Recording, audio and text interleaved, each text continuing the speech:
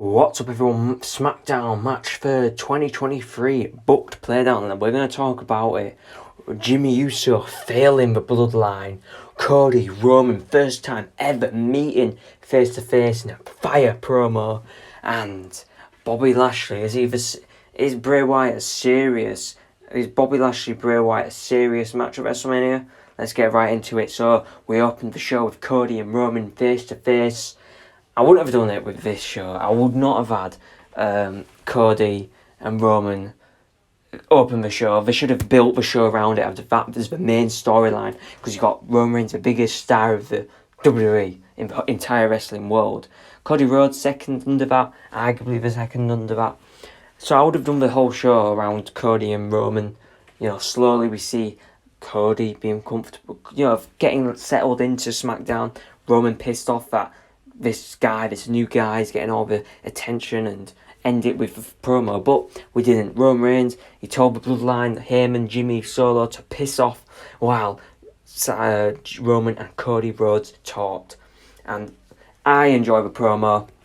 I'm going to have to do more than just talk about Dusty Rhodes for, when it gets to 2 weeks, 1 week, one night before WrestleMania, we're still talking about Dusty Rhodes. It's not a WrestleMania-worthy main event build, main event story about talking about Cody Rhodes' dead dad, Dusty Rhodes. It's okay to talk about why he came back, because he wants to fulfill his dad's his mission for his dad and whatever.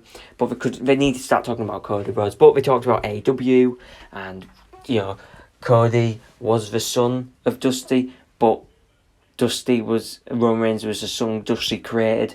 Good. I enjoy the promo. I wish there was a bit more, hype, a bit more ferociousness, a bit more face in each other's face, a bit more of a trash talk, a bit more insults, a bit more just fire. But it was a decent promo nonetheless. And we'll hear about Roman and Jimmy Uso later on. So first match of the night was Rhea Ripley versus Liv Morgan. Rhea picked up the W, and throughout the match, Rhea wanted to ask, and she kept shouting down the camera to Charlotte Flair, who's maybe watching at home. She might not. She might think the show's shit, but she might not. She might be banging at Andrade, but we don't know. And she keeps shouting down to the camera, "Are you watching, Charlotte?" And we don't go from Rhea Ripley to something else. We stay with Rhea Ripley and Dominik walking backstage after Rhea picked up the win. And we saw Santos Escobar. He also punched respect into Dominic. And we got an impromptu match between Dominic Mysterio and Santos Escobar. And Dominic Mysterio picked up a W in this. It was quite a decent match, to be fair. It was a good TV show. TV show. It was a good TV match. And it was, we're probably going to see this at WrestleMania. But we did see as Dominic and Rhea, both winners tonight, walking away. We saw Rey Mysterio come down. We thought he was going to punch Dominic. Rhea was going to punch Dominic, and he didn't. Rey just turned his back and started walking to see if Santos Escobar is okay, because of, Rhea's help for Dominic to defeat Santos Escobar, and Rey Mysterio got pushed by Dominic. Oh my God. Oh, calm down. I thought, he was going to beat the fuck out of Rey. With a steel chair, crack his head open with a steel chair, get some blood, But, I was thinking maybe they're doing Dominic versus Rey. But what they could actually do, what that I'm thinking they are going to do to get more people on the card, is Rey Mysterio and Santos Escobar versus Dominic Mysterio and Damian Priest. The other Judgment Day members are busy. Edge, Balor, Rhea, Flair, Dominic, Rey. The other member, obviously, it's going to be Damian Priest. What's he going to do? Get thrown into Battle Royal? Probably not. I don't think they want a big card for WrestleMania. So, Damian Priest and Dominic versus Santos Escobar and Rey Mysterio. A few months down the line, we see Santos Escobar turning on Rey. Maybe a SummerSlam match. But we'll see what happens. But that's probably what the direction we're going into. I'd much rather have just seen Dominic versus Rey, father versus son. Story writes itself. But yeah, it was nonetheless, that took up the first hour. So it's quite a decent first hour. And the second hour, hey, it started with a good fucking first hour. We got Drew McIntyre coming down, and he wants to win the Intercontinental Championship at WrestleMania against Gunther. And we saw Sheamus come down. Sheamus is pissed. He's got a pissed off face.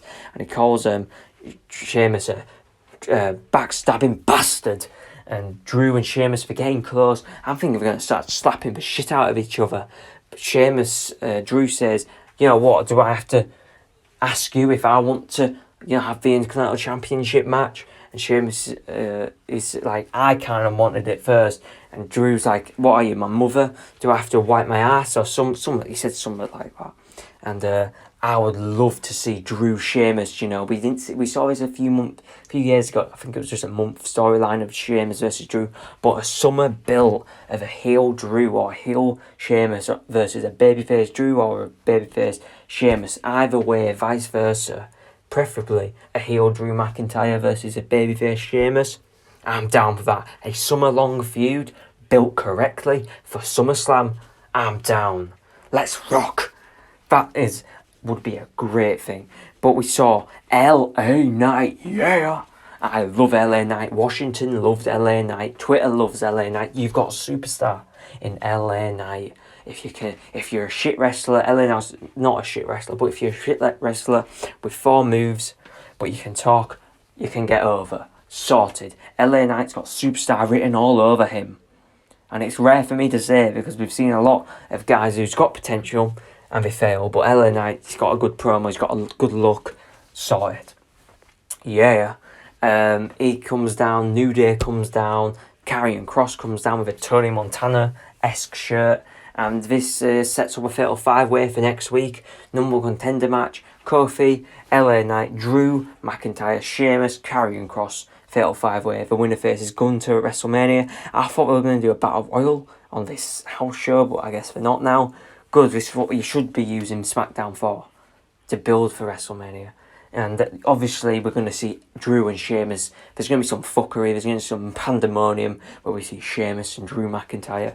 They both win the match. And it'll be set up a triple threat match. So whoever wins, I think Sheamus is going to win at WrestleMania. Get a heel Drew McIntyre for SummerSlam. Summer-long feud. Correctly built that. I'm down.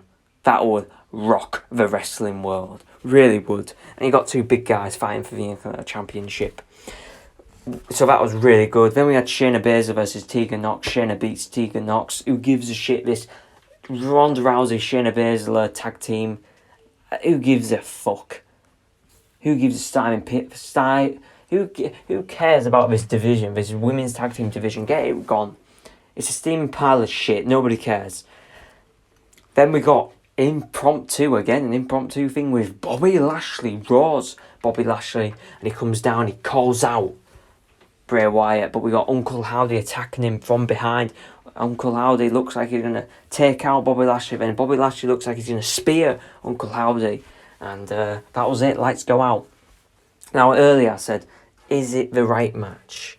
No, I don't think it's the right match. Bobby Lashley is a serious bodybuilder. He's a fucking man's man, right? Bobby Lashley. And Bray Wyatt, I love Bray Wyatt. This is a pro Bray Wyatt channel.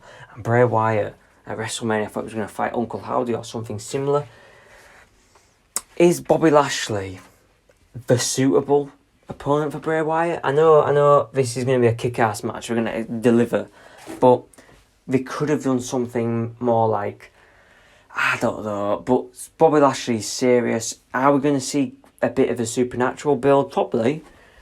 And we're going to see Bray Wyatt win and defeat Bobby Lashley. I don't know. They need to do more in this next 4 weeks. This month is going to have to be important for WWE to build WrestleMania, which they should have been doing months ago. But, it's Survivor Series time. But I digress. And we do see Jimmy Uso, Roman Reigns talking throughout the night. Roman Reigns demands Jimmy Uso to call Jay, asking where is he? Has he made his mind up? And Jimmy comes back and says, no, he hasn't. And he actually says, Jimmy says to Roman, Jay actually says he doesn't want nothing to do with Roman. And Roman says, everything I've done for Jay, in other words, I've beat him up for months. I made him to force and start the bloodline. But he does.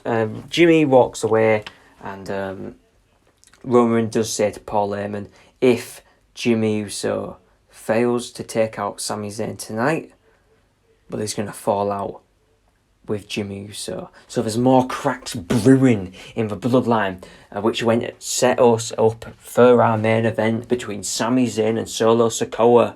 This was it was a decent main event, it really was. But we did see Sami Zayn pick up the win against Solo Sikoa. And Jimmy Uso fails to take out Sami Zayn, as Sami Zayn escapes Washington, runs through the crowd. Jimmy is pissing. He's not pissed off, he's scared. Who is pissed off is Roman Reigns, who's watching backstage on TV. And he was pissed off. There's just more cracks, more elements, more layers brewing in this story. It's amazing. Who's going to turn on who? Is it Uso's going to turn on Roman to help Cody win?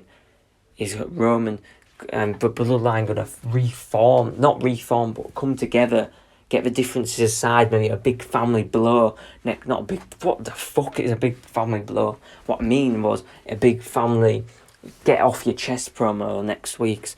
You know what? I love this storyline. Roman Reigns, top wrestler. But that's how SmackDown ended. Overall, it was a decent show. Tell me your thoughts in the comments and subscribe.